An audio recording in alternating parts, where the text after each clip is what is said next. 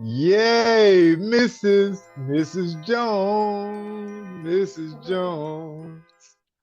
What is going on? Happy Taco Tuesday to a queen. Taco Tuesday. Well, Taco Tuesday. Every day there's something to celebrate. It's also like it's National Day of Encouragement. It's National Video Gamer Day. It's always some reason to celebrate. I call it myself personally. There's always a reason to take a shot or a smoke break or just kick it or hang out, call somebody. It's National Day of Encouragement. And if not any of those, Taco Tuesday. amen, brother. Yes. Yes. How was your day been? It's been good. I spent a whole bunch of money on my dog. You want to see my dog? I've got to show you my dog. Sure. Look at this little Oh munchkin. wow. Oh wow. What's Tell his me that's not the name? cutest little thing you've ever seen. Yes.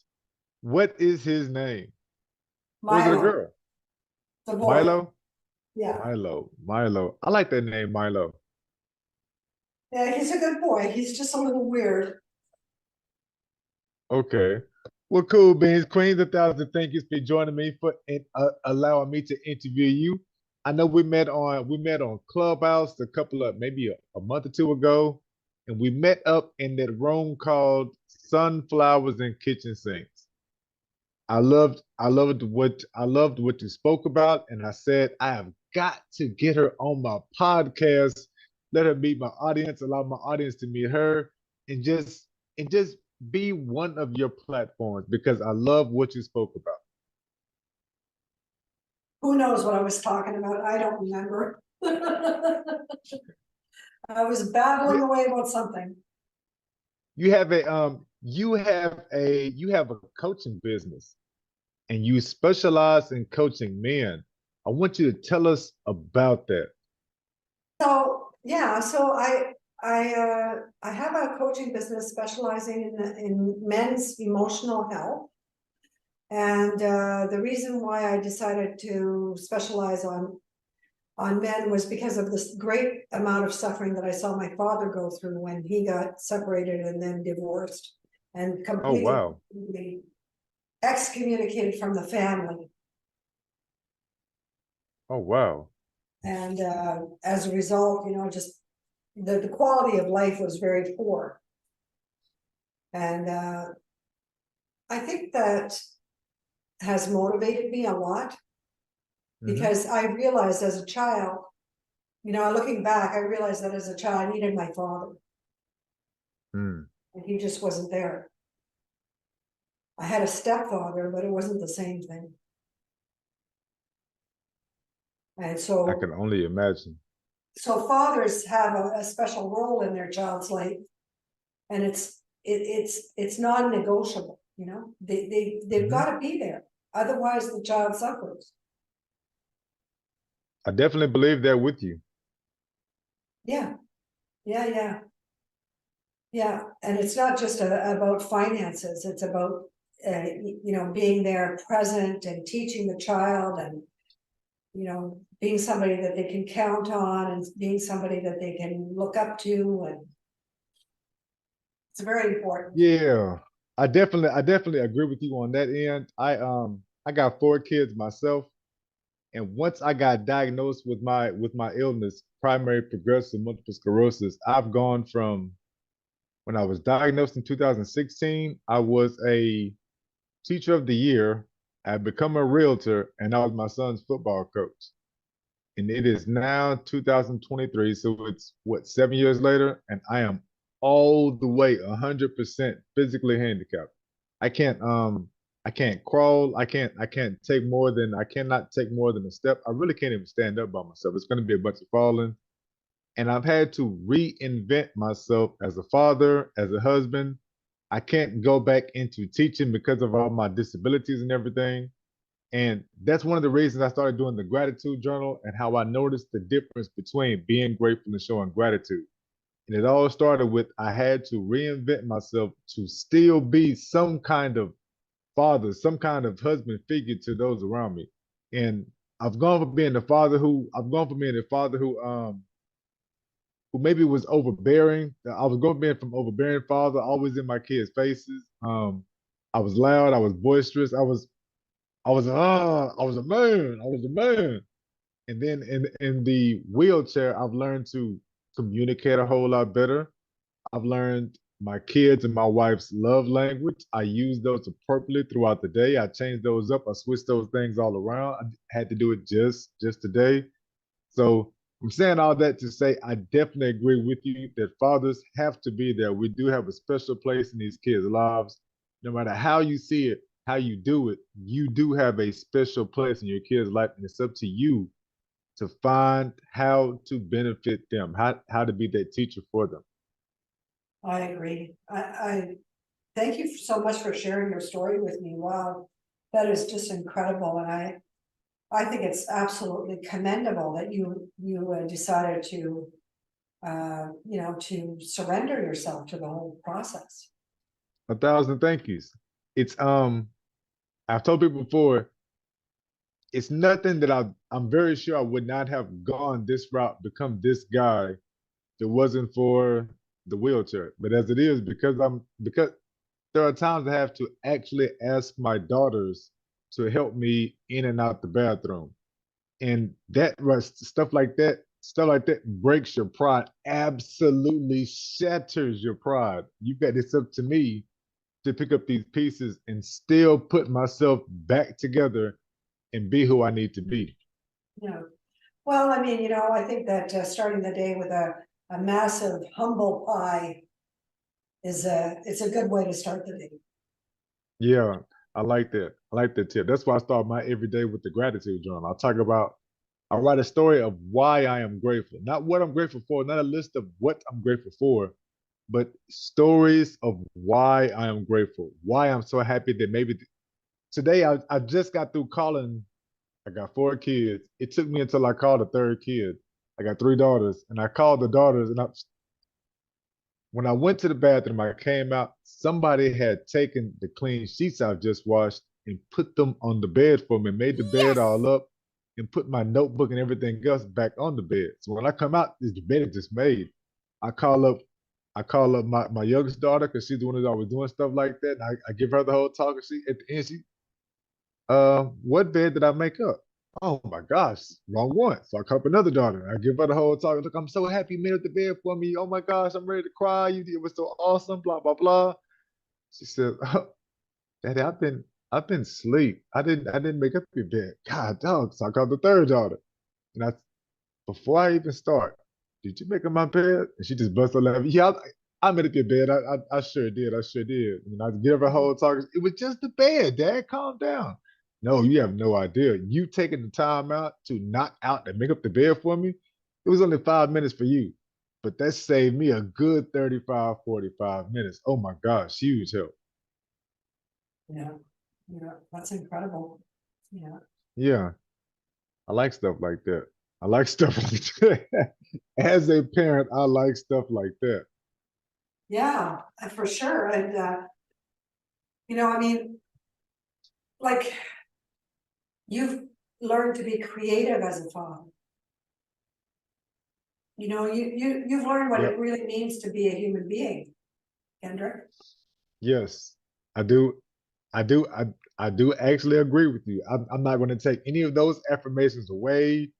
I do definitely believe that in my heart and in my soul, I have learned to be a human being because of my situation. Yeah. Now, I like that about you because there's no front, there's no pretending to be, Nope. somebody that you're not, or, you know.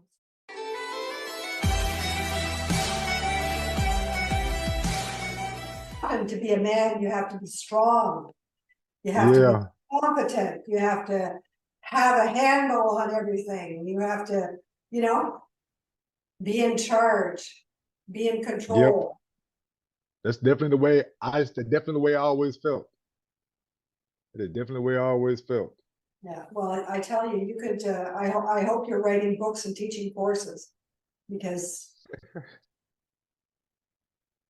Thank you for those affirmations. 1,000 thank you, Miss Jones. I've got to ask you. We met in that clubhouse room. Was there anything? What made you want to come on this particular? I mean, my podcast is Mindset of a Bullshit. I've spoken about my disabilities. Is there anything that just came? What made you want to be on this podcast? Well, I have mindset over bullshit and the whole idea of disabilities because I have a hidden disability myself, or a hidden superpower. That's what I I like call that it. word. I I like that. I was diagnosed with bipolar back in 2018, and Wow. I wrote a book about it, an audio book, and now I'm writing the print version of Shirley World: How I Single-Handedly Stopped Climate Change. I like that. I'm a super fan of that title. Oh my gosh. Yeah, so yeah, and I look back on my life and I think, that bipolar is actually a condition where you get split in two. And I got split in two the night that my parents put me on the spot and told me that I had to choose between one or the other of them. Oh wow. Yeah, and I was 9 years old. Oh my gosh. Yeah. So it's interesting because, yeah, bipolar means two, right? So I look at it, like you're split, you're cut in half, and it happened to me a number of times when I was young. So Hmm. so what has happened is that it gives me my inner life, and I also have the ability to sense people's potential, and I have visions for their life. I can see a whole path of their life if they so choose to go down, like, and so that makes me completely and totally a nut job, in the eyes Uh-huh. of the medical community. But like, to me, I just try to keep my mouth shut and not say anything to the best of Now my when you ability. say, I gotta ask you, now when you say you can that you can see their life, tell me what that is. So that means you can see what they're going to be, you can see things that they do, you can see what kind of person they are at the end. I feel like there are so many ways to take that. Well, I had a 24-year-old young man here the other day, just a couple of days ago, and I told him, I said, I could see you when you're 70 years old, dandling your great grandchild on your knee. I can see you, Hmm. and having had a long happy marriage with somebody that I presented to you, that you met because you met me. I like And that. he almost started crying because he said, that's what I want. So he wasn't I like that. resisting me. He wasn't I resisting, he like wasn't that. fighting me. He was going I along like with it that. because that's what he wants. But he's living in a world where the women around him are completely and totally out of order, and have no clue how to behave. So it's hard for young people to figure out right now uh, a path that is healthy and wholesome for them to live. Okay. It's like being given your life, but no map, no flashlight, no nothing, because there's no guidance to be had. But that's what I do. I offer my own form of guidance, and people can take it or leave it as they wish. But Okay. And so this is I am I am still I am still stuck on this seeing the people's lives. Have you ever seen? So you told me about the person that you saw. He was 78, dangling his feet, playing with his grandchild. Have you ever seen something bad or something negative happen to a person? When have you seen things, or is it always only the good things? oh, well, that's an interesting question. I've seen people turn into scorpions. Wow. like slither off into the darkness and be really evil. Wow. It's a choice, right? People have different life paths depending on what they Yep. choose. And Yep. I actually fired one of my clients and got kicked out of a program that I was in, and that happened last month in August. It happened in August. I told the guy to F off because of the way he was talking to me. It was so disrespectful. And then I was told I was Get them out. unprofessional. But he I was get that. completely and totally out of line to talk to me in such a disrespectful and condescending and low vibration kind of attitude after all the work that I had put into him. I'm a big believer in that. I'm a big believer in setting those walls. I'm a big believer in slapping back. I'm a big believer in, just like you said, I'm a big believer to let somebody fuck off. Oh my God, you bullshitting. Fuck you. You are bullshitting. So I absolutely agree with what Because you he have. was so attached.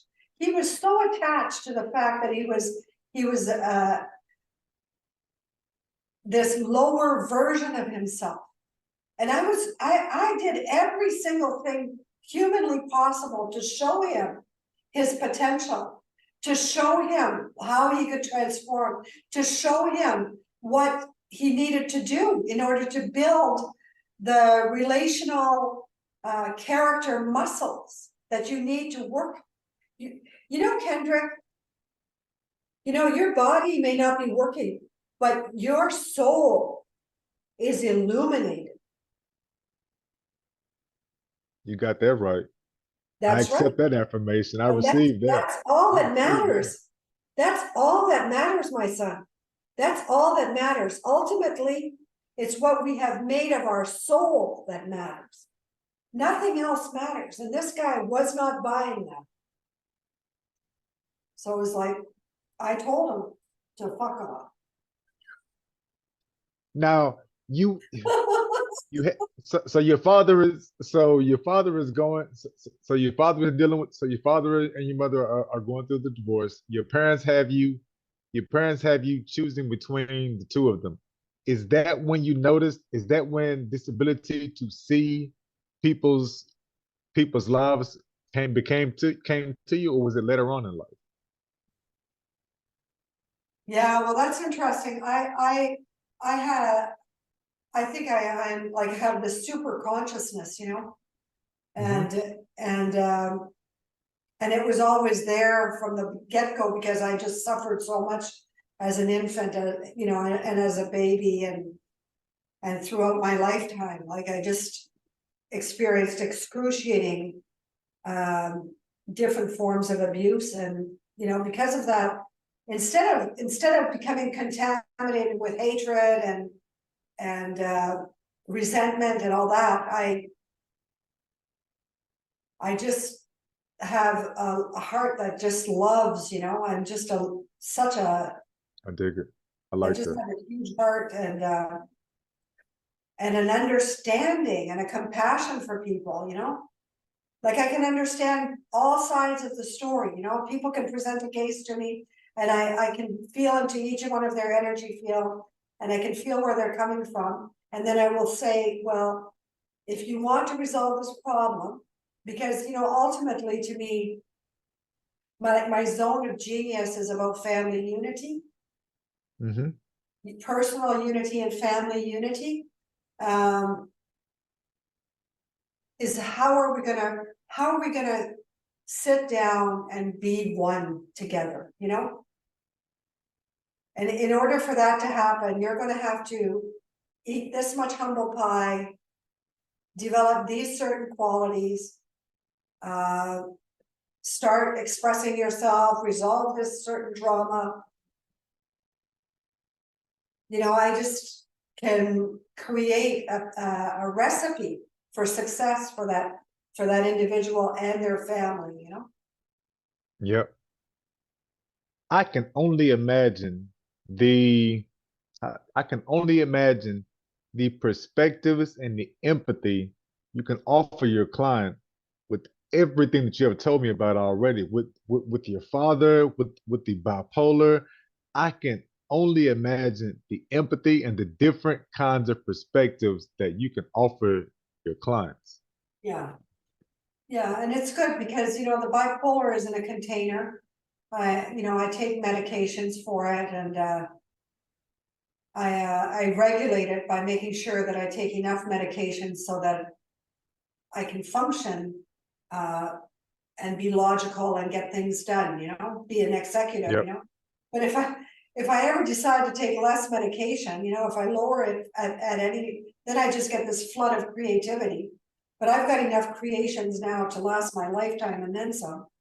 So I'm just gonna work it. Okay. Yeah. Okay. Okay. Okay. I totally get that. Run. So, whenever you are relaxing, are you more of a reader? Do you prefer to watch stuff on TV? Are you listening to things, music person? How are you relaxing? I love to listen to music and write. And I do read. And I've been reading Joan Rivers's memoir. I bet that's good. I bet that is It entertaining. is. She's amazing. She's amazing. I mean, she wore her body right out. It just gave out because she pushed herself so hard to to perform, right? She was always Mhm. on. Is there any particular story that you've heard in this in reading the Joan that reading about Joan Rivers that you feel like you want to share with us? Is there anything that you can say, you know what, this one part. Well, one of the things that she said was that it reached a point, uh, the reason why comedians and actors and actresses are so scrupulous about their contracts is because they have been screwed over so many times that everything, I can every only little imagine. smallest little detail has to be written down because they'll get so badly treated, and she was Yeah, not to put up with any more bad treatment. That was really the bottom line for her. The more successful she was, the more demanding she was, and the more she got. Oh, I thought that was really interesting. Yeah. nice. I'm I I what I was a big time reader, but I am now legally blind, so that messes up my reading. Instead, I'm always listening to audiobooks. And I tell you that because when I was reading, I used to always tell my wife, hey, my wife been listening to audiobooks for the longest. I used to always tell her, hey, you're cheating because you're doing everything else, and the audiobook is just playing in your ear. How are you really reading a book, listening to it? And now a couple of years into it, oh man, if you get the right audiobook with the right person reading it, oh man, wow, what an They're great. experience. They're great. Yeah, what an experience.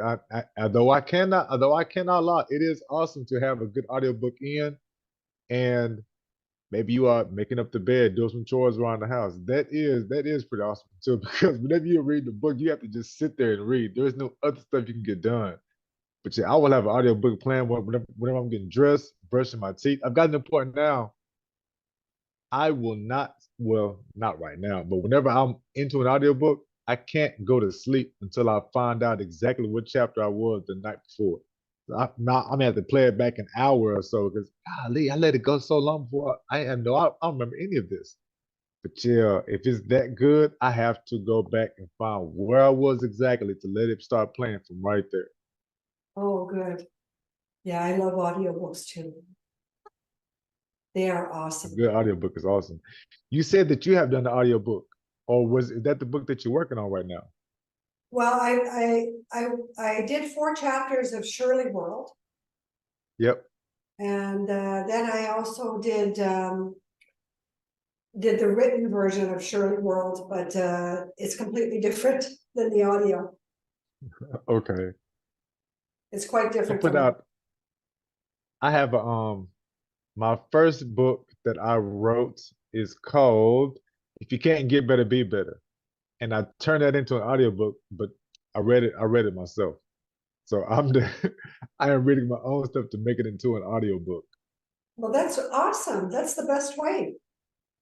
A thousand thank yous. A thousand thank yous. It's definitely you got to start somewhere. You got to start somewhere, and that is definitely where I started.